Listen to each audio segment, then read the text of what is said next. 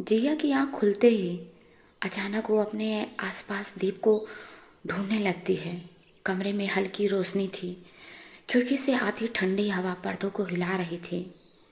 उसका दिल बहुत तेज धड़क रहा था। दीप को अपने पास ना पाकर वह घबरा जाती है और जोर जोर से दीप दीप कहते हुए बिस्तर से उठ जाती है। कुछ पल के लिए उसे समझ नहीं आता है कि वो सपना देख रही थी या सच में दीप उससे दूर चला गया था। कमरे का सन्नाटा उसे अंदर तक डरा रहा था। वो तुरंत अपना फ़ोन उठाती है और कांपते हाथों से दीप का नंबर मिलाती है, लेकिन हर बार सिर्फ एक ही आवाज़ सुनाई देती है, जिस नंबर पर आप कॉल कर रहे हैं वह फ़िलहाल बंद है। जिया की बेचैनी बढ़ती जा रही थी। उसकी आंखों के सामने पिछली रात की सारी बातें घूमने लगी। कल रात दोनों के बीच बहुत झगड़ा हुआ था। दीप हमेशा की तरह उसे समझाने की कोशिश कर रहा था, लेकिन जिया गुस्से में उसकी एक बात सुनने को तैयार नहीं थी। तुम बदल गए हो दीप, अब तुम्हें मेरी परवाह नहीं रही, जिया ने गुस्से में कहा था।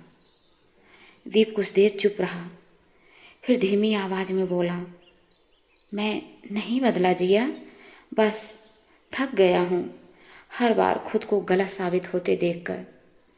लेकिन उस वक्त जिया का गुस्सा इतना बढ़ चुका था कि उसने दीप की आंखों में छुपा दर्द तक नहीं दिखा। उस रात जिया गुस्से में सो गई, लेकिन सुबह उठते ही उसका गुस्सा डर में बदल चुका था। वो भागते हुए घर से बाहर निकलती है। सुबह का मौसम ठंडा था। आसमान में बादल छाए हुए थे। सड़कें लगभग खाली थी।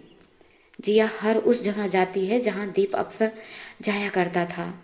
उसकी पसंदीदा चाय की दुकान, पुराना पार्क, नदी के किनारे वाली सड़क, लेकिन दीप कहीं नहीं मिला। धीरे धीरे बारिश शुरू हो जाती है। जिया भीगती हुई उस सड़कों पर ढूंढती रहती है। उसके कदम लड़खड़ा रहे थे, लेकिन दिल मानने को तैयार नहीं था। अचानक जिया को याद आया, जब भी दीप परेशान होता था तो वो शहर के पुराने मंदिर में जाकर घंटों बैठा रहता था।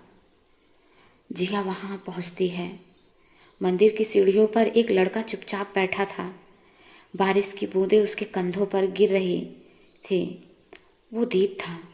जिया की आंखों में आंसू और तेज बहने लगते हैं। वो दौड़कर उसके पास जाती है। दीप, दीप धीरे से उसकी ओर देखता है।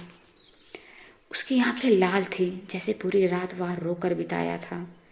जिया उसके सामने बैठ जाती है और रोते हुए कहती है, मुझे माफ़ कर दो,